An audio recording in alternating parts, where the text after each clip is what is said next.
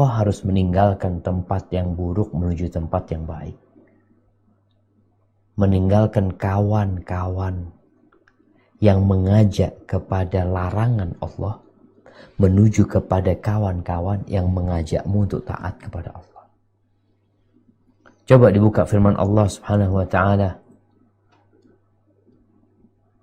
di surah An-Nisa ayat 98-99. Surah An-Nisa ayat 98-99. A'udzu billahi minasy syaithanir rajim. Mungkin dibaca di ayat 97-nya. Bismillahirrahmanirrahim.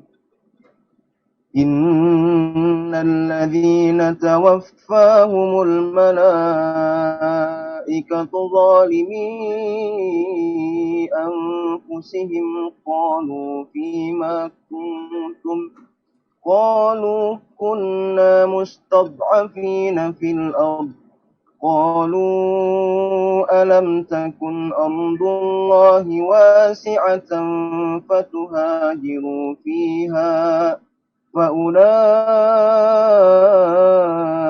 مأواهم جهنم وساءت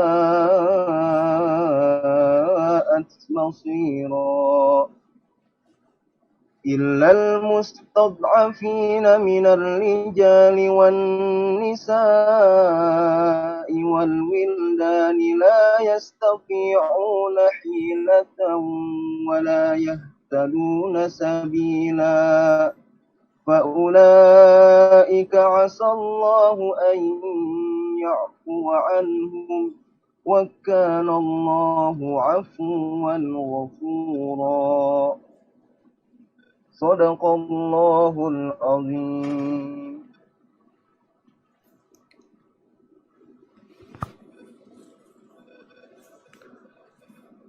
Nah, tafadhal dibaca artinya. Sungguhnya orang-orang yang dicabut nyawanya oleh malaikat dalam keadaan menzalimi sendiri, mereka para malaikat bertanya, "Bagaimana kamu ini?"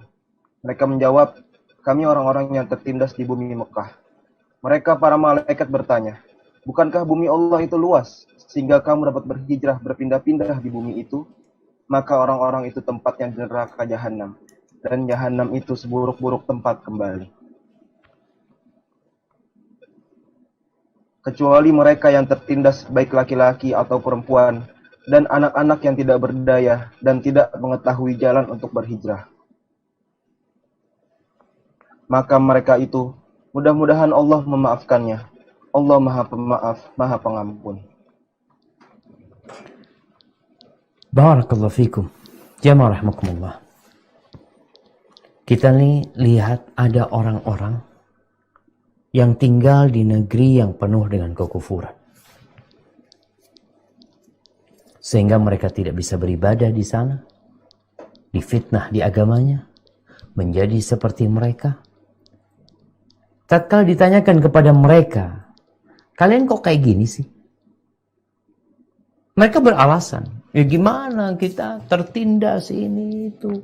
Nggak bisa beribadah dengan baik. Ada aturan-aturan yang memang sudah ditetapkan di sana. Kita perlu makan, ini, itu." Ada berbagai macam alasan yang membuat dia tidak mau hijrah. Maka Allah katakan, bumi Allah ini luas. Luas. Engkau tinggal pindah-pindah, pilih kemana engkau mau pergi. Kalau memang engkau ingin menyelamatkan agamamu.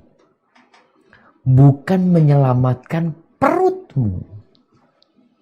Banyak orang gak mau hijrah karena perutnya. Selalu ekonomi.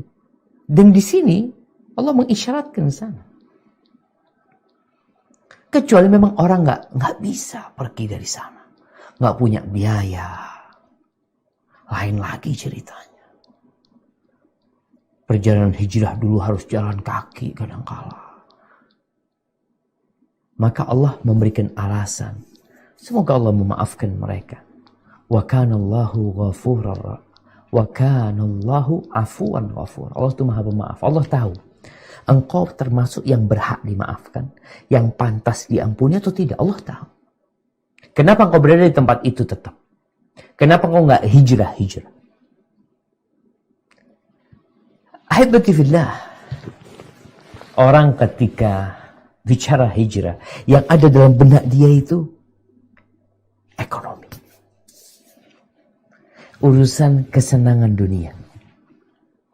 Dia takut kehilangan banyak kenikmatan yang selama ini dia rasakan. Maka Allah kasih jawaban di ayat 100. Coba kita baca ayat 100.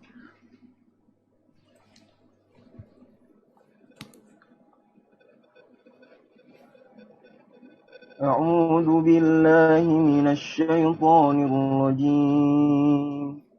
Bismillahirrahmanirrahim. Wa man yuhajir fi sabilillahi yajid fil ardi muraghaman katsiran wa sa'ah.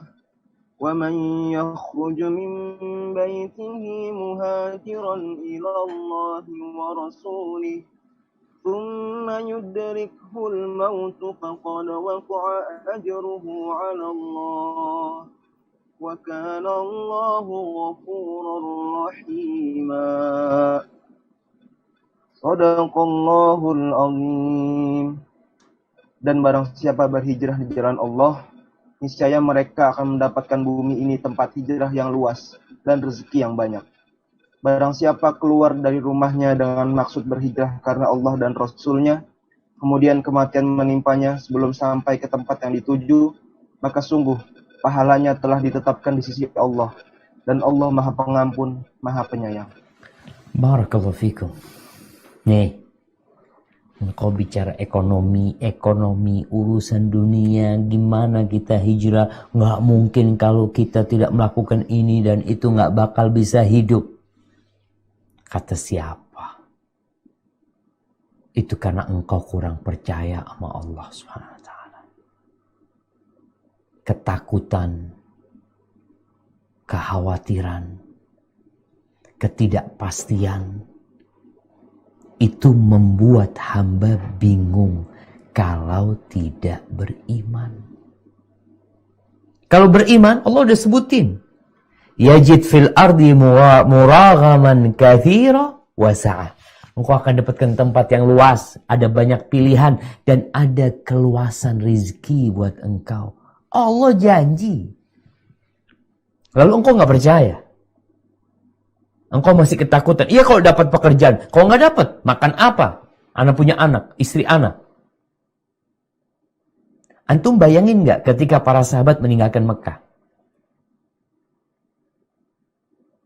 Mereka mau makan apa nantinya? Bagaimana kehidupan mereka nantinya di kota Madinah?